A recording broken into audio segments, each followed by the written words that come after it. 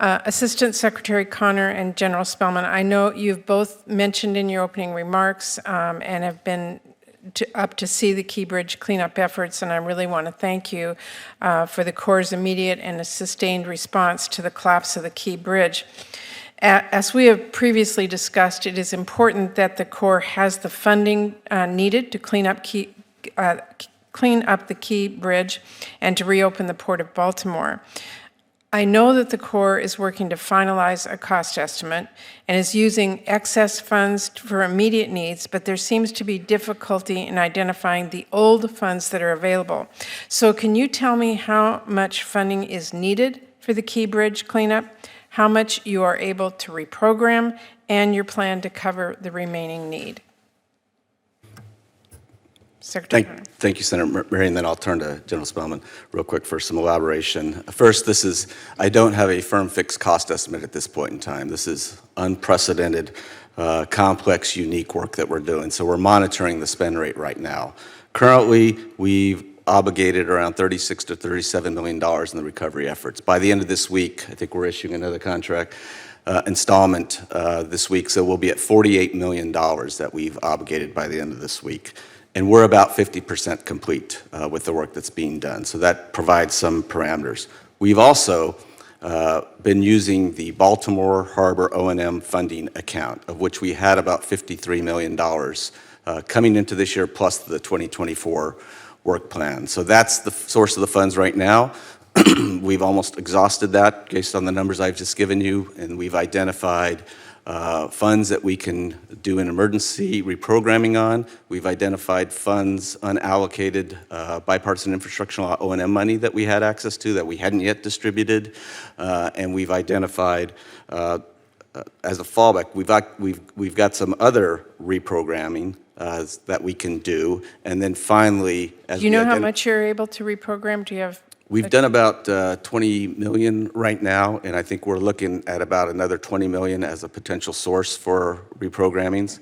And then as a fallback, if we need to ensure that we've got the resources necessary, we identified in the FY2024 work plan the Baltimore Harbor Donor and Energy Transfer Port money. So we want to make use of that for its intended purpose. It's a fallback in case we need it. So we think with those resources and that contingency that we will be well positioned to carry out this mission. Just the last point I guess I would make is we are taking from other accounts and needs. We will account for that. We will make sure you all understand that so those funds can be replenished. General Spellman? Senator Murray, I would just say that's correct. We're halfway done with the work in the channel. The big cost drivers up front were the mobilization. 11 large cranes that we brought to the Port of Baltimore, all the way from New York, New Jersey, from tools all the way from Galveston, Texas. The cost uncertainty that we have moving forward really is how deep do we have to go to get the remaining wreckage out of the channel. In the one half channel, the north side of the channel that's open today, in some cases we had to go down 60 feet to get all the pavement and steel out. So we have a little bit of uncertainty on the south side of the channel. The vessel is still in the way.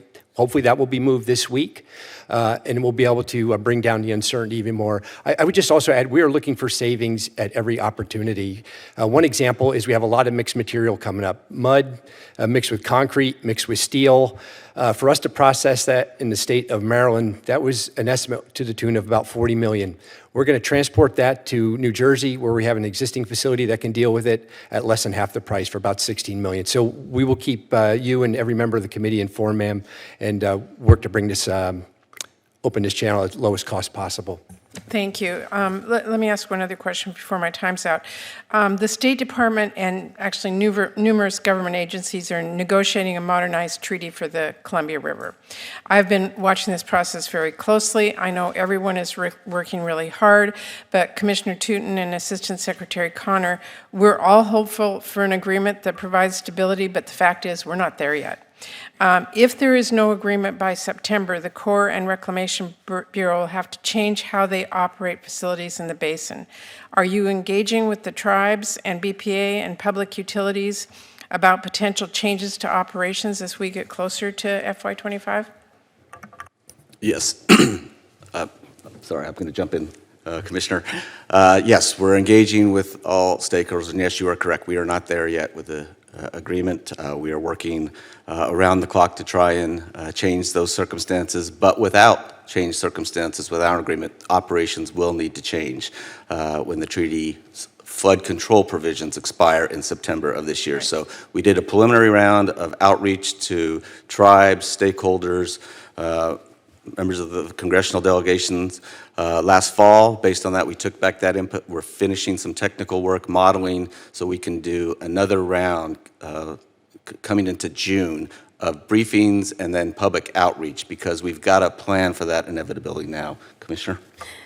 The answer for us also, Madam Chair, is yes. We're engaged with the irrigators, with the power users, with the sovereign nations across the board. I appreciate it. It's really important that all the stakeholders in the region are included in these discussions about the potential changes that are coming. So I appreciate that and want to stay informed.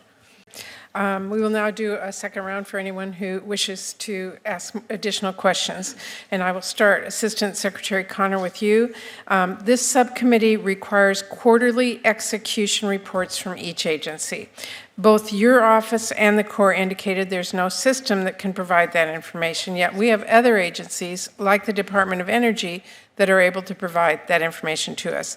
These reports are really critical to this subcommittee. They really ensure that the Corps is executing funding in accordance with the law and that we are putting limited funding to best uses. Can you explain how you are working to update the Corps budget and execution software to address this issue?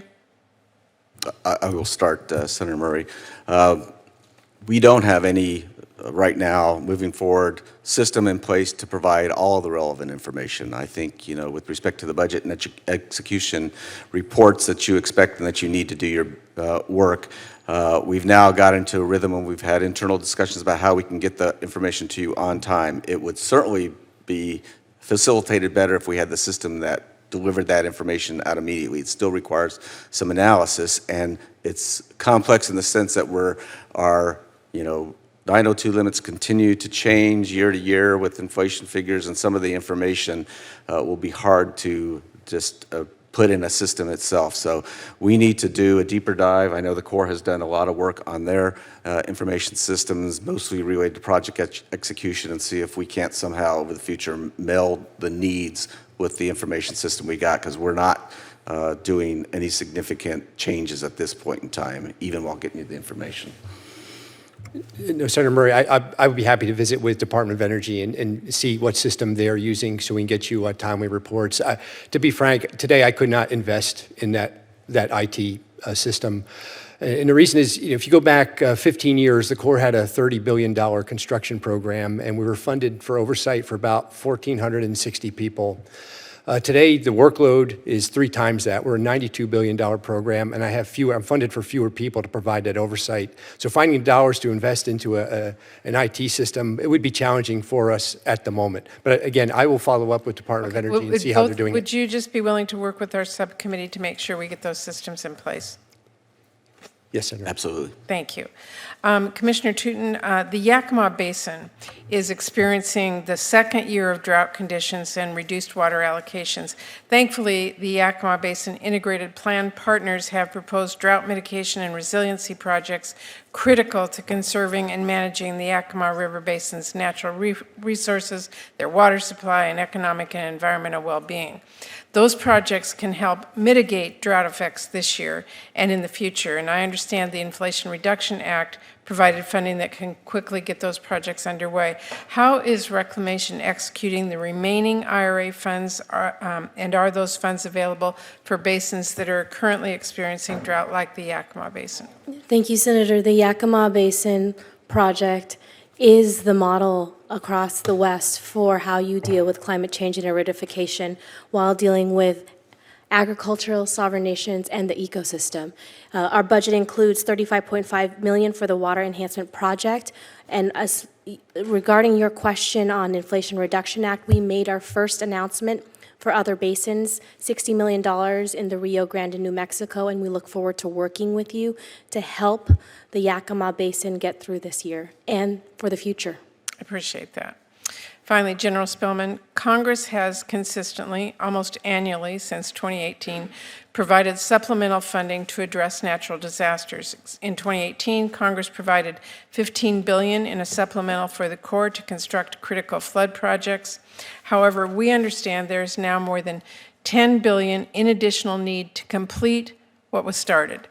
It is important we finish what we start, and that is impossible when total project costs continue to increase drastically, which is why FY24, this committee provided dedicated funds to start addressing some of the critical failure points, such as underdeveloped project design and a failure to do periodic cost updates.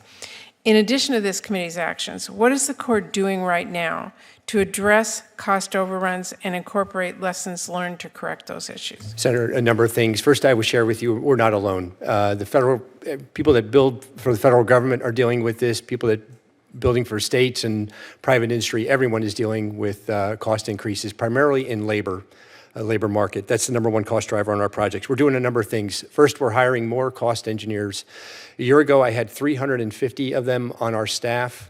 Today, I have 463, and we're working to hire the remaining 27. For the size program I have, I need about 500. We're almost there. We're changing the way that we report costs and our estimates to the administration and to Congress. We're going to tell you what design maturity, is it a 10% design, a 20% design, what assumptions went into that, and what the range of costs could be looking at the potential construction timeline for the project. We are meeting routinely with industry, specifically the Associated General Contractors of America, who represents all of the construction trades. We're meeting with their economists so we understand more specifically the regional impacts of materials and labor. And the last one, we're working hard to get industry involved, more early contractor involvement type acquisition strategies in our projects so we get more industry feedback in all that we're doing. We're committed to this, and we're committed to greater transparency with you.